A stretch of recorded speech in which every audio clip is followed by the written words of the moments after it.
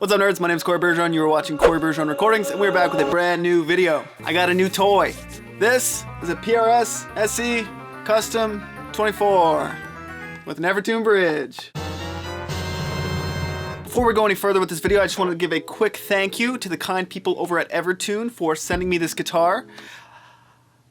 I paid full price for the guitar. So, this guitar is an SE model, which means it's made in Indonesia. It has a mahogany body with a maple top, rosewood fretboard. It has a push-pull coil tap, 1 volume, 1 tone, 24 frets, a 25-inch scale. But guess what? None of that matters to me. What matters is that it is a guitar, it has humbuckers, and it has an Evertune bridge. Really quickly, if you don't know what an Evertune bridge is, it is a bridge that is designed to keep your guitar in tune at all times. And it works exactly as advertised. You can set each individual string to not bend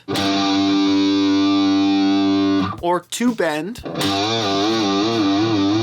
And you can even cut all the strings off your guitar and then put new strings on it, and it will still be in tune. So let's talk about why I bought this guitar.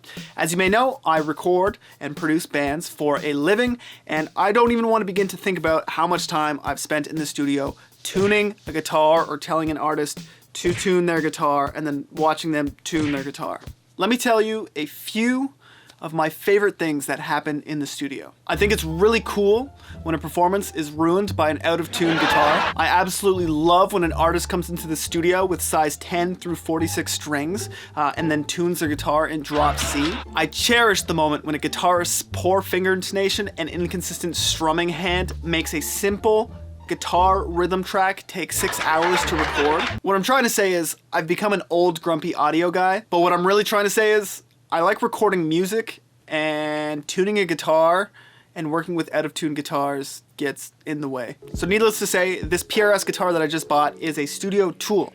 Now, if you have been subscribed to this channel for a while, you know that I already have an Evertune guitar. I have a Fender Telecaster with an Evertune bridge. It looks like this. This guitar is great, but the same thing that makes it great is also what makes it unusable in certain situations. This guitar sounds like a Telecaster. So if I'm going for a different sound than a Telecaster, well, I can't use my Evertune and I have to rely on using a normal guitar, and sometimes that's okay, but sometimes that causes me to pull all my hair out. My goal of buying the PRS was to start covering more of the wide variety of different guitar sounds that are out there. So why did I buy the PRS specifically? Let me run you through my thought process. My number one priority was buying a guitar that had humbuckers and an Evertune installed. The type of humbuckers in the guitar didn't really matter because I can swap them out at any point. Now this naturally led me to the Evertune website, where they have a large selection of guitars with the aftermarket Evertune bridge installed in them. On the website, they have many guitars with humbuckers, but this guitar is not for me. This guitar is primarily going to be used by artists that I'm working with, so I need to get a guitar that doesn't offend the musician when I pull it out and ask him to try it. The Evertune website has a lot of metal looking guitars, which is cool, but I don't record a lot of metal these days, so that made a lot of them not eligible. Oh, no. So from there, I started comparing prices, and I decided that the PRS was the guitar for me. I used to own a PRS SE back in the day, and I remember I really liked the way it felt, and the guitar arrived. I've been playing it for about a week. I can say that it feels very similar to the old PRS that I used to have. One thing I gotta say is when I was messing around with the PRS, I'm actually using the push-pull coil tap a lot, and I find oftentimes pulling it out actually makes it sit in a mix better, which is hilarious because I bought this guitar because it had humbuckers in it, and I guess I'm using it as a single coil. Another thing that's interesting to note is I bought this guitar and I haven't tuned it once.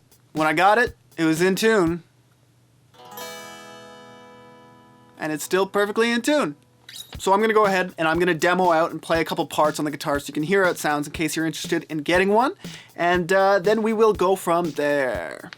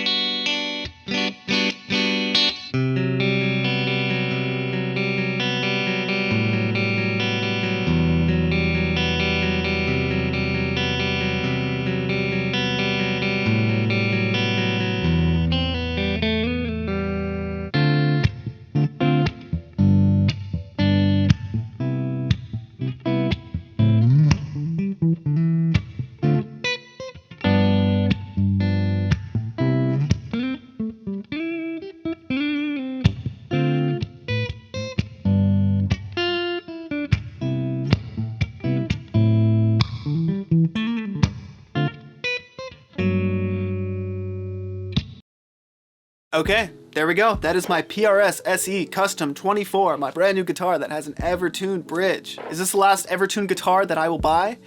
Probably not. I will say that I am looking at getting an Evertune bridge installed in a guitar that I already have, because on the Evertune website you can't buy this specific guitar with an Evertune. But that will be for a future video. Okay, that's the video. Thank you very much for watching. If you have any experience using an Evertune bridge, I would love to hear about it in the comment section down below. If you have any studio nightmare experiences where you've tried to record guitar but it will not stay in tune, I would also love to hear about that. As always, make sure to like and subscribe to the channel, and guitars in tune. Very cool. I will see you in the next video.